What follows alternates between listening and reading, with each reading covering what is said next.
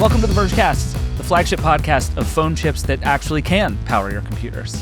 I'm your friend David Pierce. Neil Abtel's here. Hey, buddy. What's up?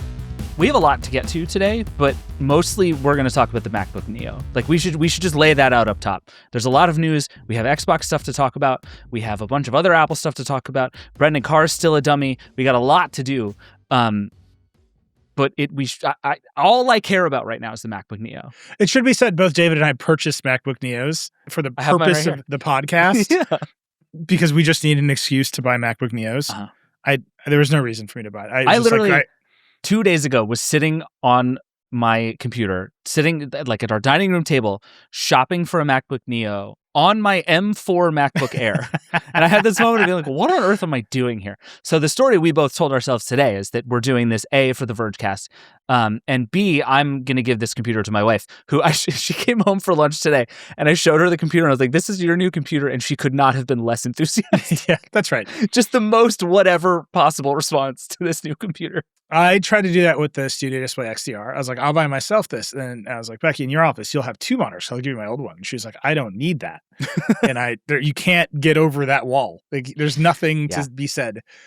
By the way, shout out to, I won't say the person or the Apple store that I went to, but I went to the Apple store to buy a MacBook Neo. Again, because I convinced myself if I spoke about the MacBook Neo on the Vergecast without physically holding one, the audience wouldn't think I had any credibility. This is how I worked my way into this purchase. I go to the store and I'm buying the laptop, and the person at the store recognizes me. And I was like, I'm this close to buying an XDR. Like, I was like staring at it. He's like, do you want me to sell it to you? And I was like, the second it goes on sale for $1, I'm going to buy this thing. And I started joking, $32.98, like, hit me. And he's like, I get you $1 off. And I thought about it. He's like, do you want me to go get a manager to get you that off? And I thought about it. And then I was like, what I have foolishly chosen to sell is our stupid ethics policy. And I can't take your $1. And I Charlie Browned my way out of that store. So this suggests that if you try hard enough, you can get any Apple product for $1 less than the retail price. It does seem like there's some pricing flexibility in the Apple store. Yeah. Also, shout out to the person and Vergecast fan that I ran into at the Apple store this morning, who was very excited to talk about the Vergecast and the Neo, and is very excited that we're going to be talking about the Neo on the Vergecast. Shouts to you. You know who you are. That's where David and I get recognized. Not on the street. No, God, no. In the Apple store. In the Apple store. In the Apple store and at CES. It's great times for both of us. It's great. Before we start with the Neo, can I start with just a very big nerd update? Yes, please. So last week, I spoke about the Kaleidescape, the very expensive streamer in my house. There were some comments on our Instagram that are like, it feels like we're subscribing just for Nilay to live his extravagant lifestyle. And I just want to point out, it's a review unit. I did not spend $13,000 of our subscribers' money on high bitrate streaming, although I would. So I just want to lay that out. The reality is I did not do that. But if I had the opportunity, I might. I think we can say, again, our ethics policy requires that when we hit the point that your subscription money is only funding Nilay's luxurious lifestyle, we'll tell you. You know what I mean? We'll come on this podcast and be like, listen, we're good. From now on, if you subscribe to The Verge, it's boat money. And we'll do that from the boat. It'll be great. Yeah, we're not there yet. So that it's a review unit. Just want to lay that out there. We're going to send it back, the whole thing. That's the ethics policy. And the second piece, and I just want to shout out to all of our people out there. The number of people who reacted to that segment by just saying out loud, "This is why I torrent Blu-rays," is off the charts. Like, the number of people are like, you and your dumb legal streamer caring about high quality, you can just get the torrents for free. And then there was an argument, a pretty good argument in, I think, both on our Instagram comments and on the YouTube Shorts comments, of all places, about the relative extremely minor bitrate differences between Kaleidescape and Blu-rays. And the best part of this, in this conversation that was kicked off by people being like, this is why I steal the movies, was a deep complaint that Disney, in particular Disney, cheaps out when it encodes its movies for Blu-ray. And they insist on putting all of the movie onto one Blu-ray, regardless of how long the movies are. Oh. So like Avengers Endgame is 3 hours, but they fit it onto a single Blu-ray. They'll compress it however much they need to however get it much onto they one need Blu-ray. to. So in this one case, the $13,000 Kaleidescape is better because Kaleidescape doesn't have to care about file sizes when they re-encode from the. And it was like in this extremely like heated debate about like, I stream the movies, why would you pay for this? This is stupid. You can get torrents. Are these people who are like, yeah, but for Disney ones, you have to pay the money. This is like when you were like, everybody needs, what was it, Sony Bravia cord just to watch Spider-Man. Yeah, like, exactly right. Anyway, shout out to all the people. That is exactly what I want from the Verge community, is that argument. It's very good. Can I ask a really stupid question? If you, hypothetically, and this is not legal advice, if you torrent a Blu-ray, will it look as good as a Blu-ray? It depends on what you torrent. Well, sure. But like in theory, can you rip a Blu-ray and have a digital file that will play back looking as good as a Blu-ray? Yeah, you can torrent a bit for bit Blu-ray. You're going to end up with some weirdness. They call them remuxes. Okay. Because you have to. I'm sure the people in the comments will explain all this to you, David. But you can get a bit for bit copy of a Blu-ray. The problem then is, where are you going to play it back? Right. And like, how are you going to play it back? And who is going to burn it onto a Blu-ray? We burn it onto Blu-ray. Or, if you're going to stream it off your NAS to an app like Plex or Infuse on Apple TV, will the Apple TV play back uncompressed Atmos, or will that get re-encoded into 5.1, which is basically what happens right now? So you just end up with some like, I have got this huge file and I need to play it back somewhere. But you can get, and the problem with the Blu-ray is Blu-rays have like menus and extra scenes, and like you have no navigation for that. Like the code to run the Blu-ray menu doesn't run anywhere. Right. You've just got a bunch of video files. So there's some weirdness there, but I mean, this is what people are doing. I love it. I was just very happy that we got from Nilay is an idiot who's spending extravagant money to this is why I steal the Blu-rays to I'm very mad at how Disney encodes its Blu-rays. Like basically in 5 comments.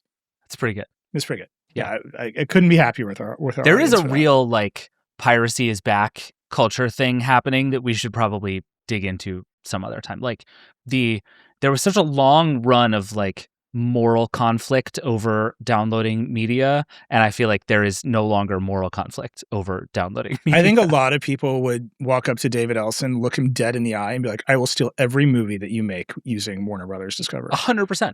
100%. It's just going to happen. We'll come back around. Warner Brothers is going to make an appearance during the lightning round, I believe, because you're back.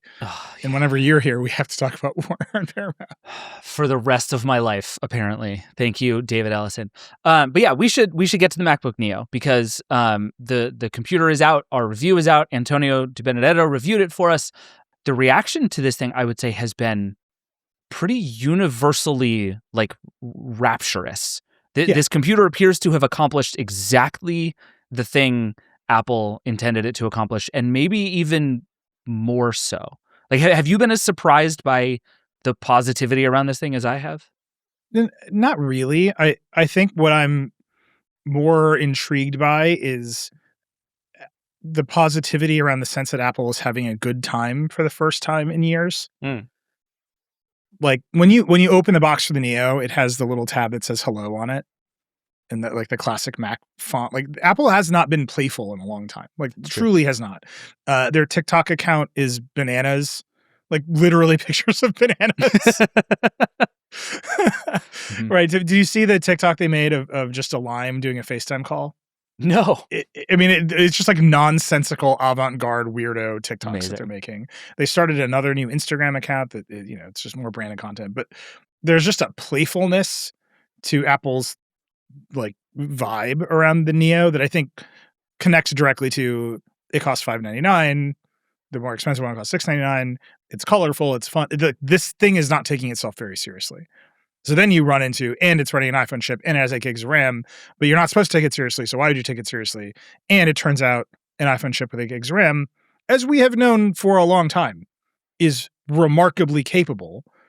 We've just been hidden behind iOS. And so if you just let that system be capable, it turns out to be very capable.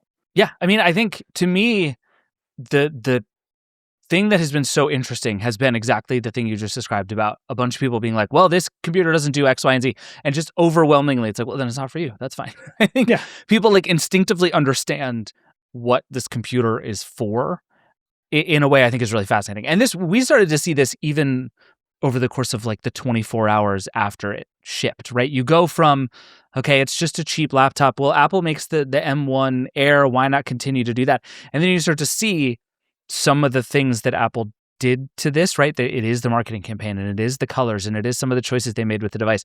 Not all of which I agree with, by the way. I have some real quibbles with this particular computer here. But it started to really coalesce around like, oh, Apple's actually doing a very specific thing here.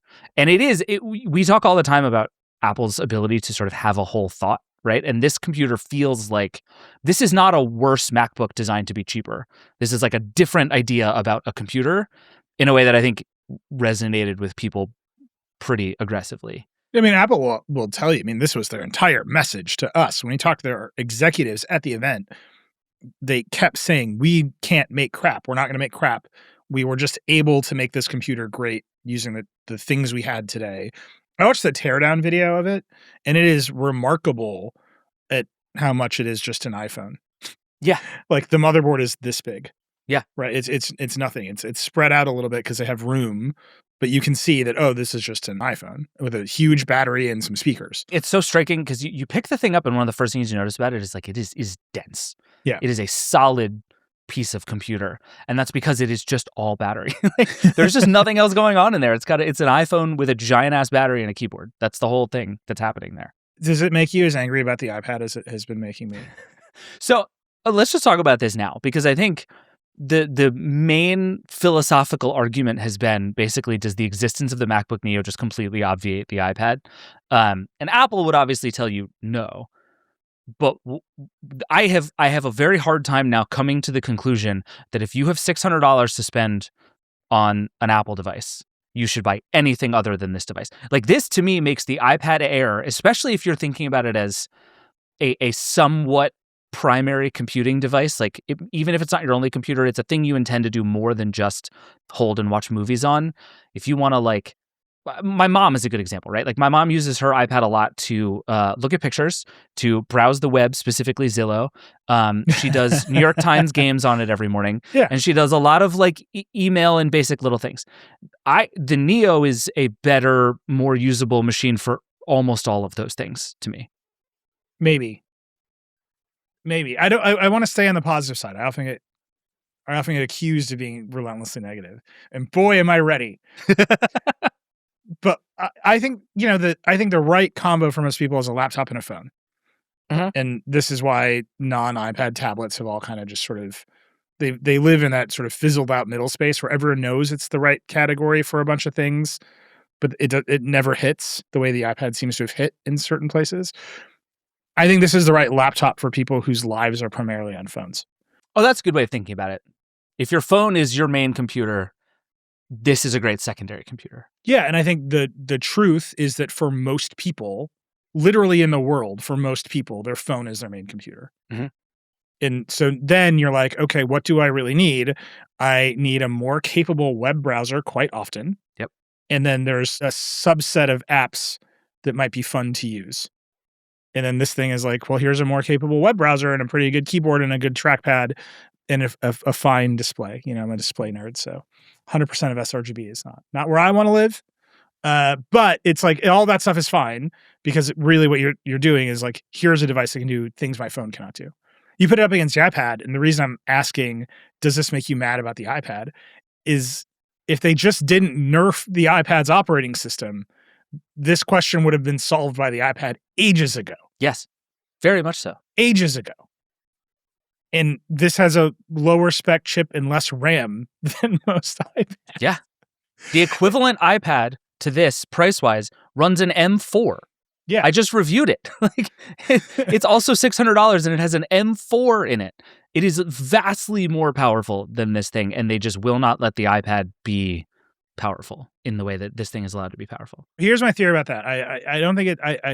I wonder about this, and I've wondered about it for ages, and various combinations of people will deny it to my face or insist that it's a conspiracy theory. But really, what you want the iPad to do is just run desktop Safari. If it would just run desktop Safari, not weird iPad mobile Safari Plus, but they would tell you it is Safari. desktop Safari. They are lying to you. Yes, this is what I mean. Different correct. people will jump out of the woodwork and both confirm and deny this in the same breath. They use phrases like desktop class. Yep. And it's like, well, what is that? Nope. I just want the one that's very obviously able to be run on an A18 chip with 8 gigs of RAM. Sure can. If you would just do that, the iPad becomes a different computer. And that to me is the MacBook Neo. Like at the end of the day, you boil it all the way down, and it is not that it can run GarageBand because an iPad can run GarageBand. It's not that it can browse Zillow because most people just browse Zillow on their phones. Like whatever it is that you're saying, it's not that it is a better DoorDash machine or like whatever apps exist on a phone. It is, the browser is good and there's a keyboard and a mouse. And for everything that hits the wall on a mobile device, that's the exit ramp. Yep. And this thing just provides that exit ramp over and over again. It's very capable of doing all the other stuff. That how many creators have now posted the videos of them scrolling 4K timelines and all the stuff that people are worried about. Now, of course, it's capable of doing that stuff. But I think the reason people are excited about it is the perfect companion to a phone. And I don't think that paradigm has truly existed yet. Yeah, that's a good theory. I think that's largely right. And it is, we've always talked about the upside of PCs, and I use PCs broadly, like Macs, Windows, whatever, as the backstop to all of that stuff, that there are walls you run into on your phone and on your tablet and on other devices, some of which are artificially created by the companies that make them. Particularly in Apple's case, it just refuses to allow you to do certain things that you want to do. But in part because like the UI doesn't afford it, right? There are just things you can't do on a 6-inch screen as well as you would want to do it on another device. And so having a larger device as the backup is valuable. It just has been for a long time. And I think you're right that this becomes a cheap and pretty good version of every single one of those things, right? Like Antonio's review basically just goes over all the things it's pretty good at. and it being pretty good at everything ends up being really, really, really meaningful, especially when you put it up against all of these other Windows laptops at the same price and even higher, which almost always come with at least one sort of screaming problem. Bad performance, bad battery life, bad keyboards, bad webcams, bad whatever else. Like there's almost always at least one sort of huge gotcha feature, and the Neo just doesn't have any. And to be able to offer this will do all the things you want to do pretty well for $600 is a huge deal. By the way, did you end up getting the $600 one, or did you get the 512 gigs of storage and the Touch ID? I bought the Touch ID, David. I don't know why. I also bought the Touch ID, and the guy who sold it to me at the Apple Store essentially told me I was getting the Touch ID. He was like, "Oh, and you want the 512 and the Touch ID, right?" It was what he said these things are absolutely flying out of the store, which I thought was really interesting. And B, it was literally like he assumed I was going to spend the extra $100, which I was anyway, but like it was just not even a question in his mind. This is how Apple's pricing works. It's genius. Like they truly clocked me the minute I walked in, and they were like, this is the actual price of the thing. Let's be honest with each other. Yeah, they made basically $99 of profit off you this day. Yeah. I mean, these are the problems for the other PC makers in the world. Yep. One, the entire Windows PC market is basically driven by subsidies. So whether that's preloaded bloatware that those companies pay to preload on the PCs, whether it's the stickers that Intel and AMD pay to put on the keyboard deck, whether it's Microsoft itself doing weird pricing schemes so that Copilot shows up in your face and starts screaming at you the second you open the computer. Like there's just a whole bunch of compromise in the pricing that is related to other companies using the computer as advertising. Just straightforwardly, that subsidy drives down the price of PCs. The same way that subsidy drives down the price of like smart TVs. Right? A smart TV is basically $0 now, and it's because it's a giant advertising terminal in your house. And literally, you can get a TV for $0 with a giant advertising terminal physically glued to the bottom of the TV. Like that market has reached its conclusion. The PC market is on its way there. So if you're going to get a Windows PC for $600, it's not the hardware compromises that will really kill you. It is the subsidy compromises that make the user experience horrible that will kill you. And Apple just doesn't do those things. Or if they do those things, they do them in a way that drives everyone crazy and we all know what's going on. But they have like, well, we're just telling you that you can use Apple Wallet. Kind of like, you know what I mean? Like, yeah. And what's funny is that is so much less present on macOS than in most other places. Like it's all over the phone. Yeah, it constantly, your phone is telling you about Fitness Plus and about all the things you can do in Apple Music and about all the new stuff that's on Apple TV Plus. And I think in part because notifications are just so much less front and center on macOS, it just doesn't feel nearly as in your face as it does on the phone. Yeah, and to whatever extent Apple doesn't allow third parties to do that stuff, it doesn't allow third parties to do that stuff. Right. And again, this is like on the margin, Apple does this stuff. Like, you can see it. It's present in their products. They are using their own products to advertise their own services in a way that I think is gross. And most people who experience it for what it is know that it's gross. But it's just not the same as Windows. Like they're just qualitatively different. And so like out of the box, you are just getting a nicer experience because it's not chunked up by advertising subsidy. And then there's just hardware scale. Apple makes a lot of A18 chips. All the money isn't in the chip because they've already made 20 billion of them. Yeah. And so the money is in the other components and you can feel it. Yep.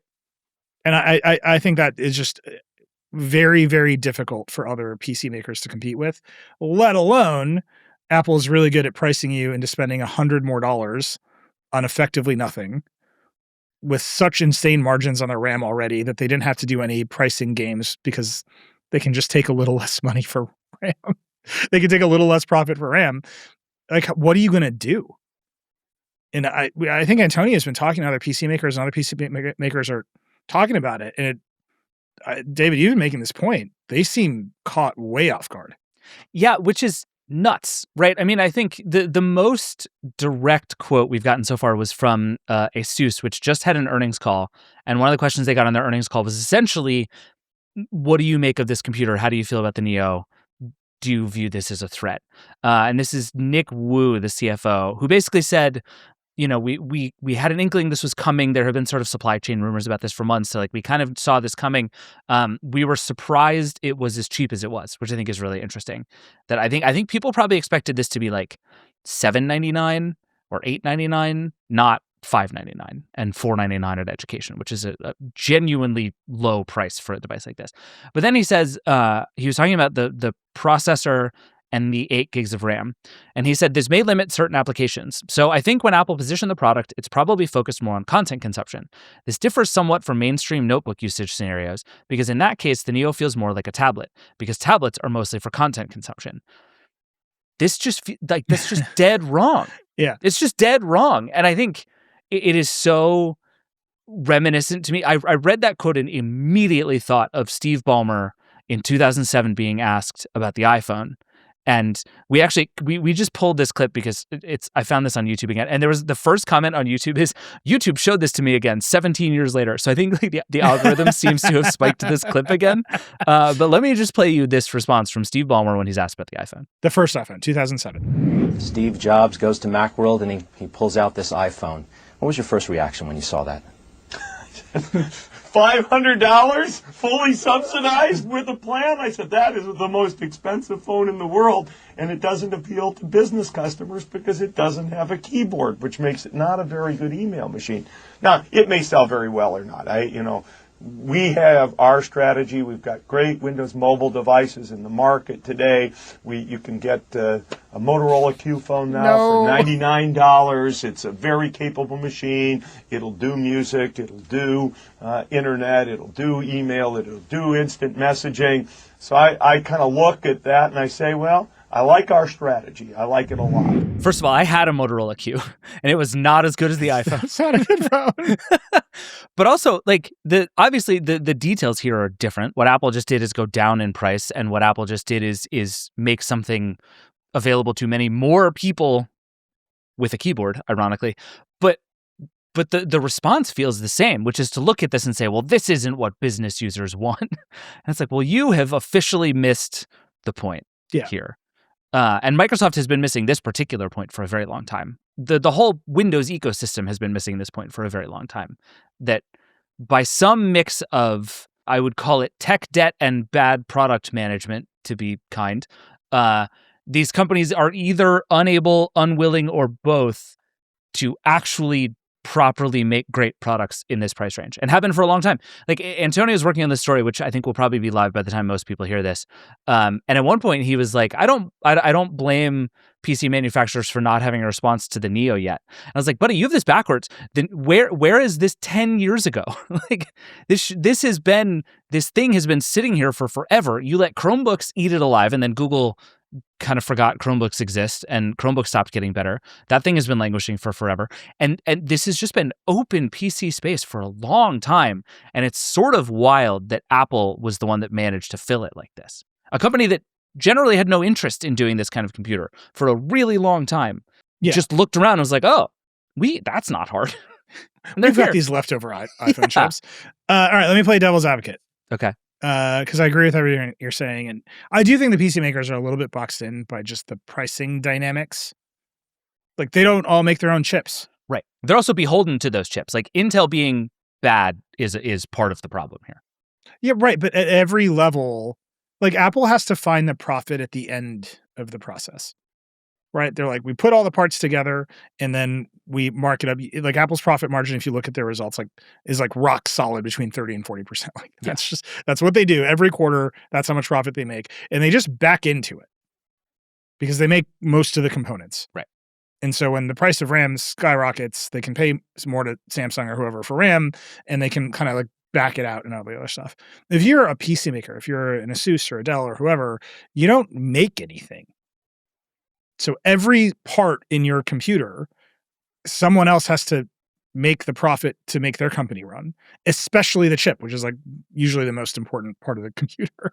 So you just start with, okay, we got to pay a margin to Intel that Apple doesn't have to pay. Mm-hmm. You just start behind the curve, like legitimately behind the curve. And then Apple buys so many chips from TSMC that they get massive discounts on their volume.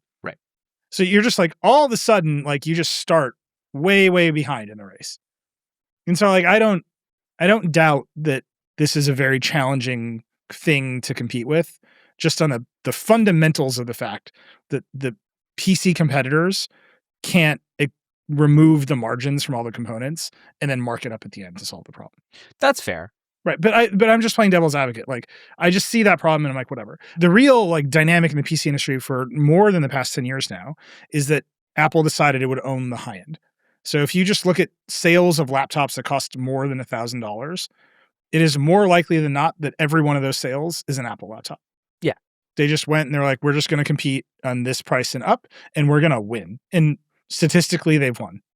And Microsoft knew this. Like, when Panos Panay ran Surface, he was like, this is my problem. I cannot convince this industry to spend that money in R&D to compete there. Microsoft is going to do it. And then I will develop hinges and keyboards and trackpads, and we'll just give it away to the ecosystem so that their stuff is good and we can credibly compete at the high end, because if we lose the high end, there's nothing left. Right. And that's what they all did for the longest time. And maybe there's like good high-end PC laptop competition now. They made some good progress. There has been good stuff over the years. There's interesting ideas in that space. Yeah. Dell makes good stuff. The whole HP makes bottom good stuff. has languished, and all of it is like, do you want a 15-inch screen for $700? Here's whatever garbage that we can surround that screen with. Right. And people are like, yeah, that's the thing we wanted. And I think Apple's showing up with the 13-inch screen at that price point, and like no one has an answer. But like I know why the PC market looks the way it looks. It's because Microsoft with Surface recognized that Apple was going to run away with $1,000 and up. And it was not economically viable for any one company to solve that problem.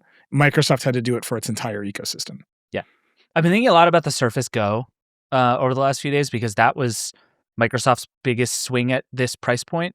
And actually, I went back and read, Dieter reviewed the Surface Go in 2018 when it came out and gave it an 8.5. Like, this is there were things to like about it, but it was a 10-inch computer, and there are a bunch of problems that come with making a 10-inch computer. And I think one of the things Apple understands and got right about this is that 13 inches is the right size for a laptop in so many ways.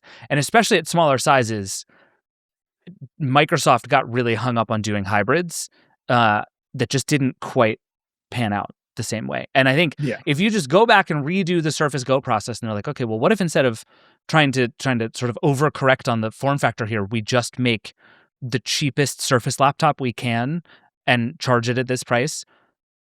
I wonder what that computer would look like now. It would look like Microsoft declaring war on its PC partners and never doing it. This is the problem. They're always in between the big parts of the market with the Surface. Right.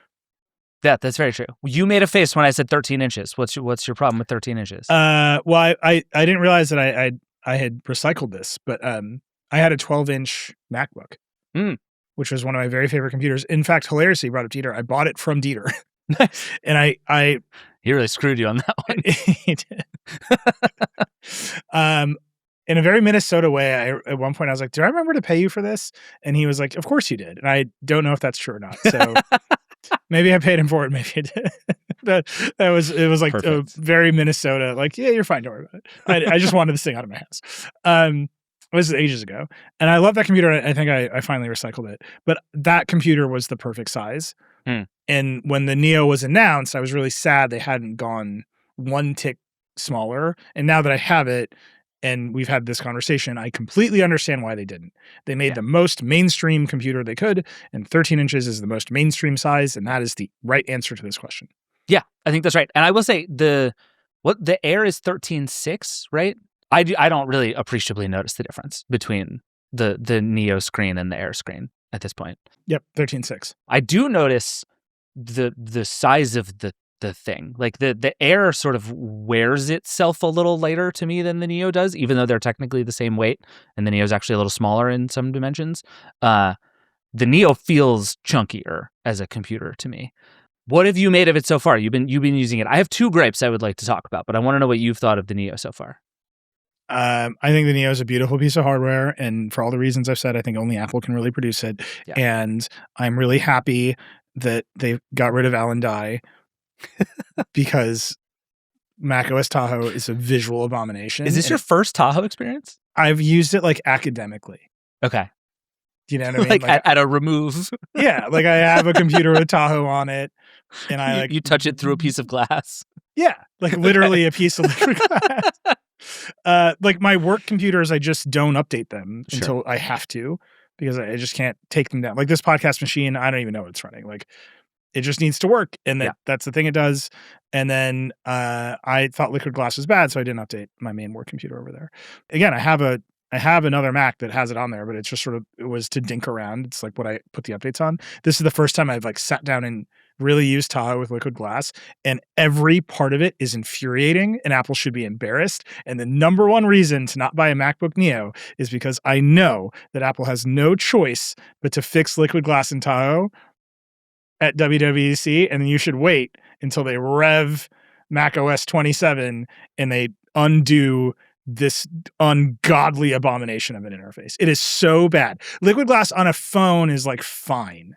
It's not great, and I don't love it, but it's fine because phone is inherently a single tasker. What they have done to delineate windows and the menu bar and items that you've selected on macOS with liquid glass is so bad. It goes against every principle of good design. It goes against every principle of just common sense. Like, should two things that are different look different or the same, David? Obviously the same. What if you couldn't tell what's what at any time on your computer? What if my whole interface was just like a weird, blurry mess? There are parts of Tahoe that are legitimately slow for no reason. When you open Control Center from the menu bar, first of all, when you look at the menu bar in the top right, every button does something different. So like you click the clock and the notifications slide in from the side. You click Control Center and there's like a very slow fade animation in Control Center, like bubbles in, which is exactly what you don't want for quick controls. Correct.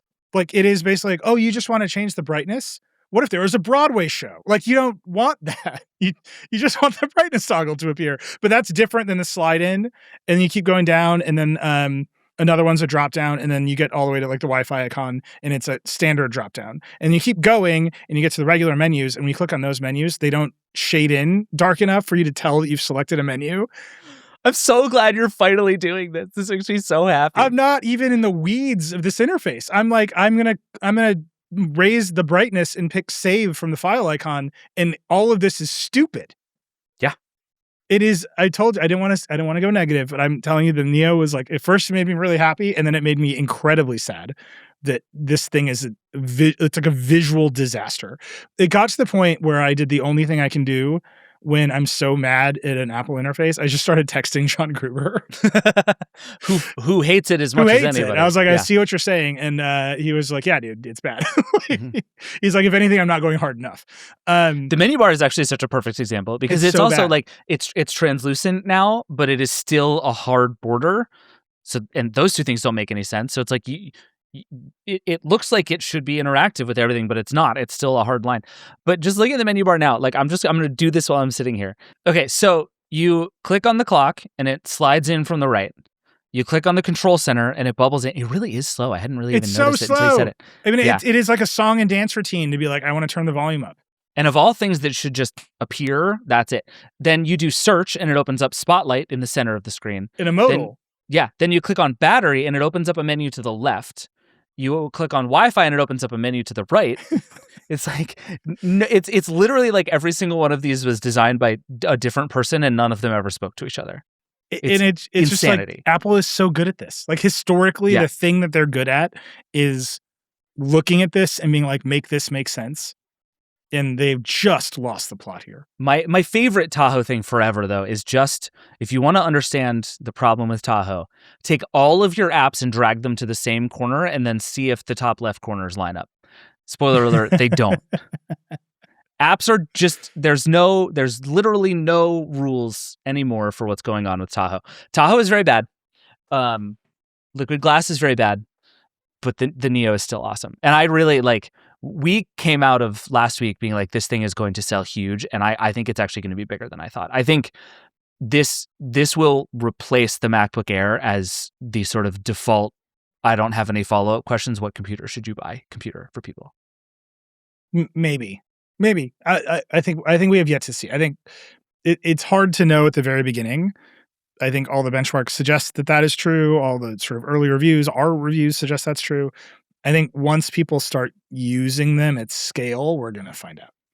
It's possible. And but the A18 Pro is so tested. That chip is mature and good and made at monstrous scale that I don't worry about like battery life problems we don't know about. I don't know. I have a hard time imagining what it would be that would be the glaring problem. Of course you have a hard time imagining what it would be. It's so obvious what it would be. And you can't, it's like blocked out in your brain like Westworld. It doesn't look, it's 8 gigs of RAM. Oh God.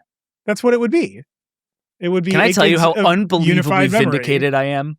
We're going to run a 12-minute supercut of everybody yelling at me for saying 8 gigs of RAM is fine.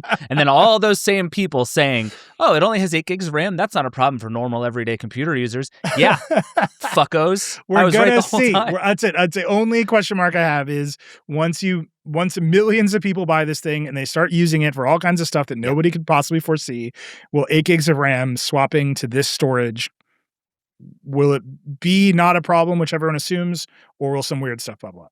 And then, that's a fair question. I would just point out once again, Alan Dye's last vindictive act was to foist this interface on millions of unsuspecting consumers who just want to spend $700 on a nice computer with Touch ID. They're just out here doing their best. And I'm telling you right now, Mark Zuckerberg, you got rolled because you have no taste. If you saw this work and you're like, that guy, I know everything I need to know about you, man. So fundamentally, the MacBook Neo is a referendum on Mark Zuckerberg's taste. That's all I'm saying. This works for me. That's all I'm saying. The one other thing I should say when we should move on from the Neo here is it is a bummer the thing doesn't have a backlight on the keyboard, particularly because they color matched the keyboards. So on the Indigo one here, it's a pretty dark keyboard, which like aesthetically looks really nice. But even sitting here in decent light, it is hard to see. It's dark text on a dark key. And I think Antonio had one of the lighter colors and said it was a little easier to see on the light keys what you're typing in the dark. But on this, like, they're dark keys, and a Yeah. backlight would have been really nice and not that expensive. Here's all I'm hoping for. If you're not a car nerd, but I'm a huge car nerd. If you go into any car forums, all car forums are sort of dominated by people going on Temu and Alibaba and putting in RGB ambient lights all over their cars. Like, Amazing. there's just a huge market for that for every car. This thing is so modular and so repairable. I'm just waiting for the weird Alibaba market of backlit keyboards Hell yeah. for the Neo to show up. Like, you know, it's got to come. That's what we want. We want weird gamer keyboards for the MacBook Neo. If you're making one now, send it to us. We will prominently feature it here on the Vergecast. That's real. We do want that. That's absolutely correct. Before we get off of Apple stuff, we reviewed the iPhone 17e this week. Allison did that. I reviewed the new iPad Air. I don't think we need to talk about either one of them because they are precisely exactly what you think. The 17e is sort of fascinating because Allison, I think, made the correct point, which is that it's a very good phone. I think as Apple approaches its budget devices, that is the right way to do it. They put MagSafe back. Again, it's like this is a much cleaner, correct set of trade-offs to get to a lower price. But the base iPhone 17 is the best the base iPhone has been in a long time, and the leap is $200. And I think like if your budget allows only the 17e, awesome, you'll be very happy. But I think the case for moving up $200, especially given the economics of how people buy phones and the way that people use their phones and like the primacy of phones in modern life, you should spend the $200 and get the better phone if you can. It's 100% the flip of what we're saying with the Neo. I think if you perceive the Neo as like, this is a great companion laptop for people whose primary computer is a phone, you should absolutely spend less money on the laptop and more money on the phone. Oh, man. Okay. 17e and MacBook Air or 17 and MacBook Neo? 17 and Neo. That's what like 100% I because think you that's want right. the real camera. Yeah, I think that's right. I mean, unless there's some specific thing that you need that M5 chip for, Sure. which, you know, if you know what it is, you know what it is. Go get it. But Yeah. I think for most people, having a slightly more capable phone is a much better trade-off. I think you're right. But the other one we need to talk about here is the Studio Display XDR, which you have not bought, but I am confident by the time we do this podcast next week will be in your house. The second it goes on non-corrupt sale for even $1, I'm buying this display. What if I give them the $1 so that they can give you $1 What off? if you buy me a computer? I will accept you That counts. buying me this There we go. computer. That's Perfect. fine. All right, deal. John Higgins reviewed it for us. It seems to be the thing we hoped it was. Are you as enthusiastic about this now? Having we've tested it, we've seen it come out. Like, is it what you wanted? Yeah, it's absolutely what I mean. It's the first new display technology idea from Apple in quite a while, outside of the MacBooks, right? But it's the first new display technology idea from Apple in quite a while. It is very expensive. Yeah. But what you're buying for that is basically a bunch of calibration settings. And so I think I'm curious to see if other display makers use similar panels or similar technologies without all of the added cost of doing all the calibrations and bring some of the core technology at a lower price, which is 100% true of the 5K panel that Apple's using in the regular Studio Display, which you can now buy on Amazon in a totally no-name Chinese case for $500. Sure. Yeah. Right. And it's just not, and we're going to review that too, because I think it's really interesting to see how it's literally the same panel from like 2012. Like, That's wild. it's just been around and now you can buy it in a bunch of different configurations. The XDR is a step forward. And so like I said, I saw it at the event and I literally just looked at it in the store and I came this close to buying it because it looks great, like spectacularly great. And it is a step forward. I barely even need this thing because I do almost all my photo editing on my MacBook Pro, which has a mini LED backlit. It's like, it has the same kind of core technology in it. But you know what I keep saying. You stare at screens all day. You should spend the money on the best one you can because they last forever. And, you know, if I can convince myself that I'll have this display for 10 years, it's only $320 a year, David.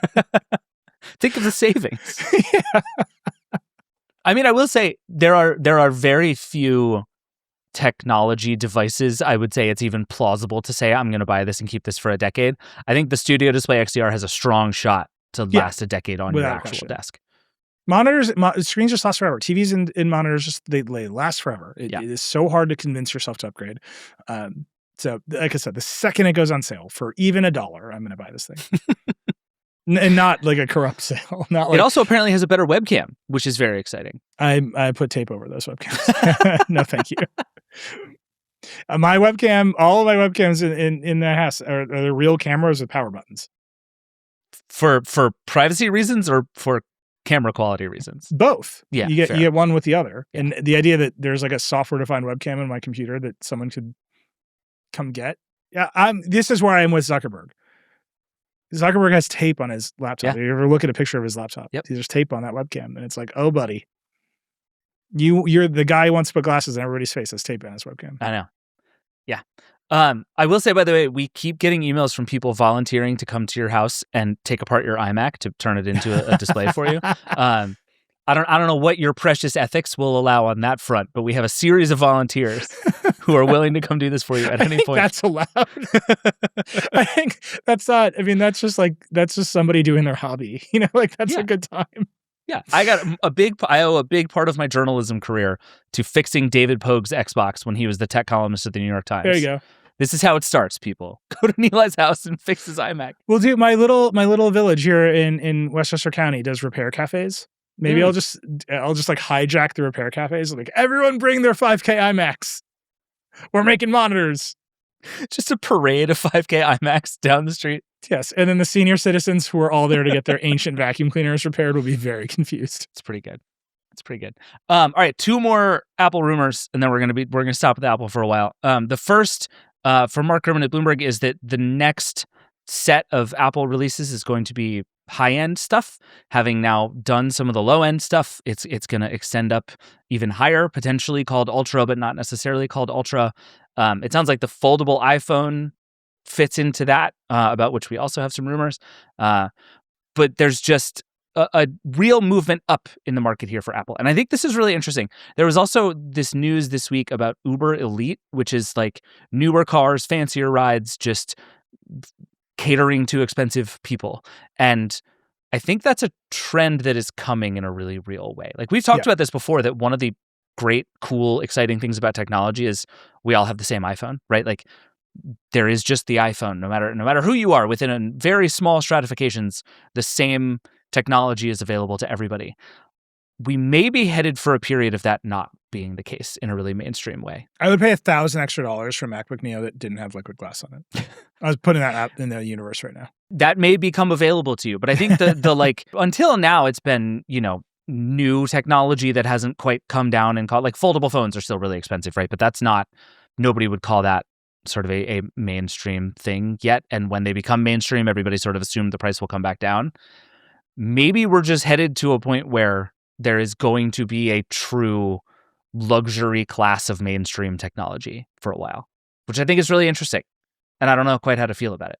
Yeah, I mean, pricing products is kind of like an art and a science. And I think what you're seeing is there are some people, I mean, you're just seeing income inequality. That's what you're describing. Yeah, essentially. And so some people just don't care about $1,000 of price difference, and they'll just spend it. Yep. And some people really care about $100 of price difference. And you can hear these companies are just their products are headed in 2 different directions. Yeah. And I think the iPhone Fold being the Ultra product, it's hyper expensive, sort of makes sense. Like, you want to price your way into early adopters. You want to price your way into someone who, if they feel like the product is bad and they got cheated, isn't so mad. Right. They're just going to buy another phone and move on with their lives.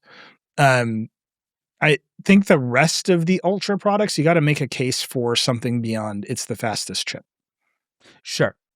And I think once you get away from, like, Pro is the designation, which means nothing in Apple world anymore. Right. And you go to Ultra, like, you have to make some case for it. It can't just be like, it's wrapped in the finest of leathers. Like, something else has to happen there. Right. I was going to say, you get like the Hermes version is what Apple has exactly. traditionally done. Yeah. So we'll see. And it's going to need a new move. But I can see why you would introduce Ultra with the Fold to say this is the best possible thing or the most expensive possible thing. And you're not just getting, okay, it's so expensive most people can't afford it. You're getting, also, we don't really know how it's going to work. And I think the rumors around the Fold are like, we don't really know how it's going to work. Yeah. So the rumor right now, the rumor that came out this week is the outer display of the iPhone Fold will be about the size of a small iPhone, which seems like a victory. And then it'll open up. The wide aspect ratio will have side-by-side apps. This appears to be like a exciting new thing that Apple will tell you it has invented, but is not going to have the full sort of suite of iPad multitasking stuff. It won't run iPad apps, but it will let you do more stuff. I have a lot of questions, but the biggest thing that is here that I think really sucks is that apparently Apple is going to ditch Face ID for Touch ID in order to accommodate the thinner display so that it can have them fold. I think this is a bad idea, and Apple should stop it. Face ID is so much better than Touch ID that going back, this happens to me all the time. I use Face ID on an iPad Pro, just like in my day-to-day life, and then I get the new iPad Air every year to review it, and it has Touch ID. And the amount of time you spend on a device that sort of moves in aspect ratio like that, figuring out where to put your finger and how to, it's awful. And going back to that after having your face just sort of make your phone feel like it's unlocked sucks. And it will make this supposedly very premium thing feel annoying to a lot of users. I'm curious if that rumor is real. I mean, that's the rumor. But if they do it, they're going to do it the same way as the iPad, right? They'll put it in the power button or the sleep wake button on the side. Yep. Which is maybe not the worst thing on a phone because you got to hold the phone. Yeah, but you're holding what amounts to a double-sided phone and trying to reach, that's that bad. No, I don't want that. And what if the power button moves depending on how you open it? Where is it going to be on that? Like, there's just a lot of questions. Yeah. And I think not knowing where to tap the thing to unlock my phone is bad. I will say I've been using the Pixel 10 Pro, and having both is awesome. It has both the underscreen thumbprint reader and Face ID or whatever, face unlock, whatever they call it. That combination is awesome because what if they go with an underscreen one? That would be fine. I could live with that. But it like the fail gracefully from Face ID when it works to Touch ID when you're wearing sunglasses to passcode if we can't figure out how to do it otherwise is exactly the correct, like, graceful scale down. And just starting with Touch ID, every time I get on an iPad, it annoys me all over again. I don't know. I mean, we'll see. I have many more questions about this than Face ID. I mean, if the grand failure of the iPad is that you won't just let it run Mac apps, the grand failure of the Fold is you won't just let it run iPad apps. Yeah, there's a line in Emma's story that she wrote about it. Emma Roth on our team wrote about this. This is again from Mark Gurman at Bloomberg. And Emma writes, still, Apple is reportedly trying to take advantage of the phone's larger screen real estate by updating its core apps with a sidebar on the left side of the screen. Like, oh, a sidebar. Look at us. That's what my $1,000 is for. The problem is all these projects started, 500 years ago. I know. Again, under one Alan Dye. I don't know what to say, guys. Yeah. Like, again, I think liquid glass on a phone is like, it's fine because there's just not a lot of ways to get tripped up when you're just looking at one app at a time. The second you have two at a time, the second you have multiple windows and menus, which is what you're going to buy with an iPhone Fold. It is nice knowing that whatever augmented reality device Meta comes out with will be a disaster. Like, do you remember there was that period about 4 or 5 years after Steve Jobs died where there was a lot of coverage around, like, this was the first one that Steve Jobs was not person. I wonder if we're going to get the reverse with Alan Dye, where it's like, thank God we are absolutely going to get the reverse. This is finally the last one Alan Dye touched before he left Apple. Apple doesn't leak as a company, and I guarantee you the people at Apple are going to leak. Like, the stain is gone. Yeah, we finally took all the code out of this one. Yeah. Yeah, agreed. All right, we need to take a break. We have a bunch more gadgets to talk about, including some Xbox, somewhere between hints and news, but lots to talk about. We'll be right back. Support for the show comes from L'Oreal Group, using the latest advancements in science and tech to create personalized beauty solutions for all. The global beauty leader recently introduced 2 breakthrough technologies that bring the power of light to hair care and skincare. Light Straight and Multi-Styler and the new LED face mask, both of which were recognized as CES 2026 Innovation Award honorees. Learn more about both technologies on L'Oreal.com. L'Oreal Group. Create the beauty that moves the world. All right, we're back. So it's GDC this week, Game Developers Conference. Jay Peters and Sean Hollister are there on our team covering a bunch of stuff. And I would say, did you guys talk about Project Helix on the show last week while I was out? Not really. Okay. So Project Helix is this thing we've heard inklings about. Obviously, there's been this huge shakeup inside of the Xbox team. Asha Sharma is now running all things Xbox inside of Microsoft. And hinted is maybe not strong enough, just sort of said out loud that the next Xbox is Project Helix and that it's going to play PC games. And this is a thing we've been hearing about forever. This is kind of the obvious convergence coming between the Xbox and Windows and kind of all of the things Microsoft is trying to do into a platform strategy that makes a lot more sense. We got a few more details on it this week, and I would say more evidence that is tangential to the existence of Helix, but suggests that it is going to be the exact thing that we thought. Microsoft is telling developers that if you want to build next-gen Xbox games, that you should build PC games, which is sort of fascinating. Yeah. This shift feels like it's happening, right? Like there is whatever Xbox is going to be, it really looks an awful lot like a Windows computer. Yeah. I mean, they've announced Xbox mode is coming to Windows 11 PCs. And they're finally calling it Xbox mode, which, thank God, instead of Xbox full screen experience. Here's some questions I have about all this. One, the rumors were that Phil Spencer had always been going to retire, and this was part of the plan, and he was stepping down, and that Sarah Bond, who was the president of Xbox, was really running Xbox while Phil dealt with integrating Activision or whatever big set of dumb issues that he bought when he bought Activision. Who knows? And then Tom reported this out that Phil and Sarah had really alienated a lot of people with the "this is an Xbox" campaign and like trying to make Xbox everything but the console, and that Asha Sharma would come in and she's like, I don't know anything about Xbox. I'm just going to listen to everyone, right. Which is what this is what you do as a new executive. Yeah. And then it's like, this is the exact same plan, you guys. This is the same plan. Like maybe the advertising campaign has gone away, but the idea that we're going to put all the focus on the console, you're just announcing that you're going to build appliance like Windows gaming PCs, and that's the future of your console, which was the plan. It was just 100% the plan. Like, What about the plan was so bad that Phil Spencer's long-awaited retirement just happened suddenly in a rush, and his handpicked number 2 who was supposed to take over didn't get the job? And a lot of theories about like, who's taking shots at Sarah Bond, but like the truth is she didn't get the job. Yeah, that's just a thing that happened. She didn't get the job. So like, what about this plan is different than the plan that got one person sort of shoved aside and another person out the door entirely and didn't get the job? Like I can't tell you the answer to that question right now based on what we know. It's a good question. And I think none of this is to say, by the way, that this is not necessarily the right plan. I think there is still a strong argument to be made that betting on PC games is a smart move for Microsoft in a variety of ways, right? Like we just talked about all the reasons that Apple is kind of eating the PC market from all directions.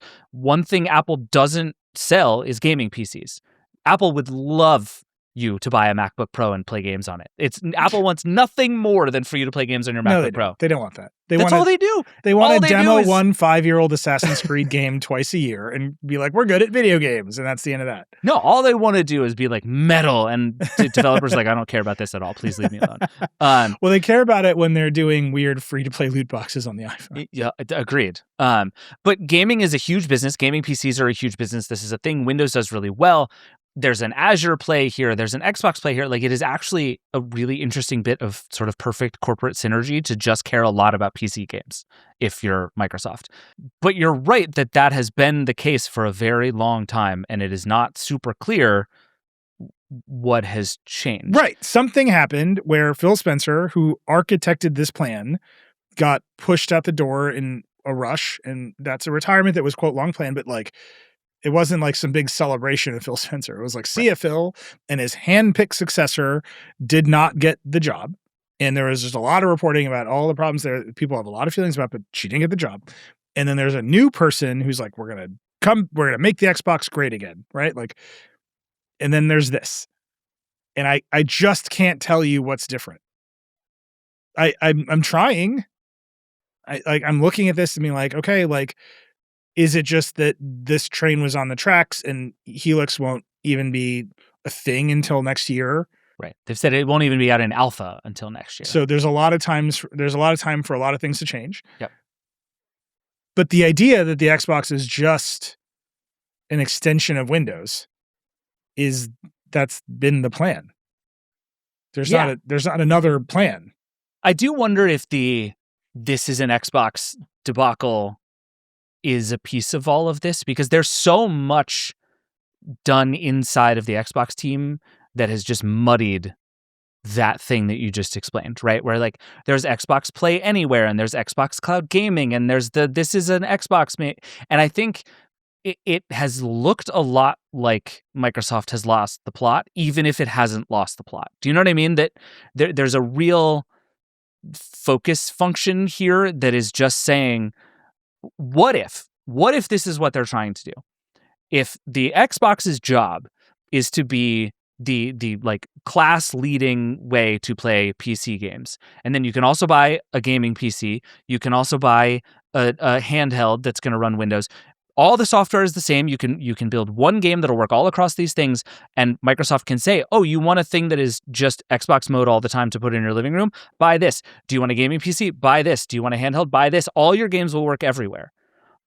That's not that different if you squint from what they've been trying to do all along, except that the way that they've put it together and the way that they've packaged it and the way that they've marketed it and talk about it has been insane.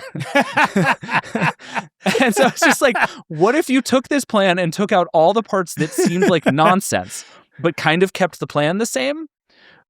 Maybe that's what Helix is. And it was Jason Ronald who is the VP of Next Generation at Microsoft, which was an unbelievable job title. Was talking about Project Helix, and he said it's going to have a custom AMD chip, and he said it's going to have, quote, an order of magnitude increase in ray tracing performance up to and including path tracing. Terrific, right? Like, what if this thing is just a super optimized, super simple Xbox mode only kick-ass gaming PC? Do you know how much easier that is to explain than what the hell has the Xbox been for the last 10 years? Do you know what so I have two thoughts about this. One, I'm convinced Microsoft's inability to convince Apple to let them do game streaming is what just like pulled this whole thing apart. That's possible. This is the rug pull. This is what you retrenched to when you couldn't make game streaming work. Right. If they had been able to do game streaming and leverage Azure and just be like, your phone is an Xbox now, maybe all of this is very different. And there are lots of arguments about this. Maybe it was never going to work, but they were never able to just ship an Xbox game streaming app on iOS, right, and be like, here's Xbox. It's happening. With the power of Azure, your phone is now an Xbox. Like, there are a bunch of people listening to and watching this who are yelling about latency and controller lag and all this stuff. And all of that is true, but the other truth is that Microsoft never really got to try. No, yeah, they never got to try. We just kind of don't know. There's a lot of weird ways they tried. They tried it in the browser, all this stuff. But like, I think that was their plan. And they just couldn't do it. So then they ended up back at, well, it's Windows or whatever nonsense. And then their other problem, this is my other big thought, is their problem is Windows. Fundamentally, their problem is Windows. This thing that they're junking up with bad AI ideas at every turn that fundamentally, and this is like, I'll connect it to the Neo. The great power of the Neo is like, even if you think the chip is underpowered, almost all the apps you want to run are web apps in a browser. Yep. So you're fine. Anecdotally, right? I've heard from a bunch of people over the last week who are very excited to buy a Neo explicitly because it doesn't have any Copilot nonsense all over it. This is like these are your choices right now, and like you're just like stuck here. By the way, we are going to cover Linux on the desktop here at the Verge in 2026. It's the hell yeah. This is the year of Linux on the desktop. We're just going to manifest this as the year of Linux on the desktop. And one of the reasons I'm saying that is, our own reporters, Sean and Tom and everyone else, keep saying it is better to play Windows games on Linux right now. This is a huge problem. Yep. This is just a problem across the board. So like maybe this is the plan and it's all going to work and you're going to make an ultra optimized Windows PC that runs Xbox mode all the time. But it feels like what you're going to do then is you're going to strip out all of Windows. So then you're kind of just making a console again. And maybe the goal is the games can play anywhere. You can download the games on Xbox mode on your gaming PC, but those people are still going to be like, oh, I'm running this dumb Copilot Windows and I hate it. Well, yeah, I mean, that's why I think Xbox mode ends up being really interesting and really important here, because if you can make a thing that is sort of Windows at the bottom and Xbox on top, you might have something that can solve a bunch of problems all at once, right? You don't have to re-architect everything across platforms. You can build games that run everywhere, but you can have something that either when you want it to or all the time doesn't look anything like Windows. And doesn't look anything like Windows is such a feature of so many of these devices. Like Sean keeps reviewing these handhelds, and every time you press two buttons, you end up in a Windows setting menu, and it's awful. And so like there's just, if they can actually fix the layer on top with Xbox, but still have it be Windows underneath, that could work. That is just nothing about the history of either the full screen experience, which has been out for a minute, or Microsoft as a company suggests that that's the case. But I think Xbox mode, in theory, I think at least helps solve some of that problem, which is why I'm very curious to see how it pans out over the next little while. This whole situation is just, if you know what's different, you tell us. But it does seem like something was going awry and some plan was deemed not good enough, which led to massive executive turnover at Xbox and a new CEO of Xbox whose first public comments were, we're going to bring Xbox back to what makes Xbox great, and I'm just going to do a bunch of listening because I don't know anything about video games. And then here's the same plan. Right. And yeah, I mean, there's no shot Helix didn't exist before. Right, exactly. I mean, Tom has been reporting on Helix for months. Yeah, exactly. So why announce the next step of the plan that you thought was bad if you thought the plan was bad? I just don't know the answer. Do you think the plan is good? I mean, just the very basic idea of merging PC games and Xbox games into effectively one thing to develop for developers and one thing to buy for gamers, and treating the Xbox as some spin-off of a gaming PC rather than like a whole different gaming system. Do you think that's a good idea or a bad idea? I think Microsoft should sell Xbox. I think they should give up on being a consumer company. They're not good at it. I think the only reason they still have Xbox is because it is the one thing Microsoft does that truly resonates with people under the age of 500. Yeah, it's the one thing that like every Microsoft employee's kids think is cool.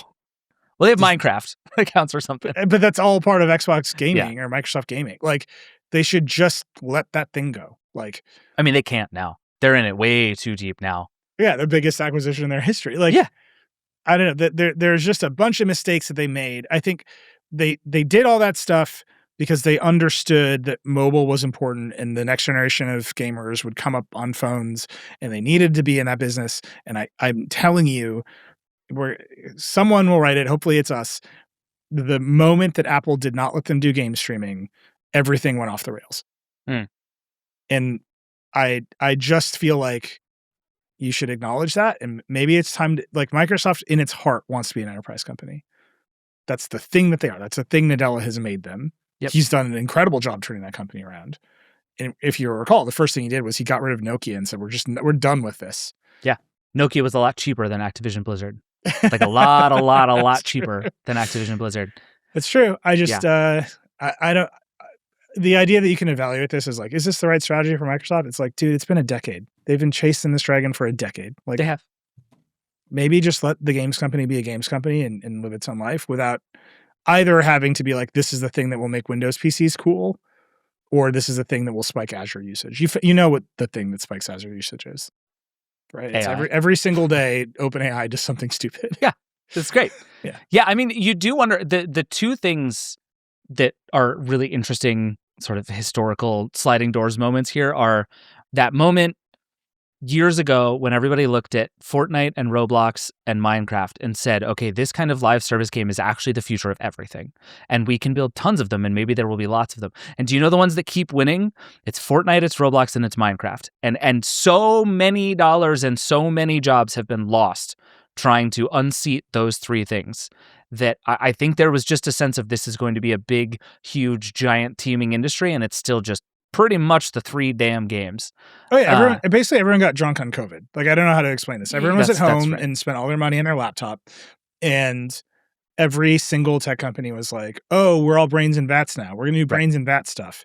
No one's ever going outside again. No one's ever going outside again, and we just need to find a way to collect the money that people that are waving at their laptop every day, because that's where all the money is and that's where all the time is. And that's how you got cryptocurrency. Yeah. Straightforwardly. Like, what if we gamble with fake computer money? Like, great. That's where you got prediction markets in a big way. It's where you got huge over hiring at tech companies, which we're now undoing by calling them AI layoffs. Like down the line, and you get all the way to live service games. Like Fortnite is a metaverse. Mm-hmm. That's where you got the metaverse. Like Mark Zuckerberg being literally like, I will put your brain in a vat. I will ship a vat to your house tomorrow. You just got so upside down because everyone was at home and then people left their house. And live service games have the same network effect problems as any new social network. Right. Like, do you remember Peach? I do remember Peach. Did no one else does? Yeah. Or Ella or whatever else. Yo. Like, they're all the same. It's like, no, here I am. No one else is here. I'm out. All my friends are still in Fortnite. Yep.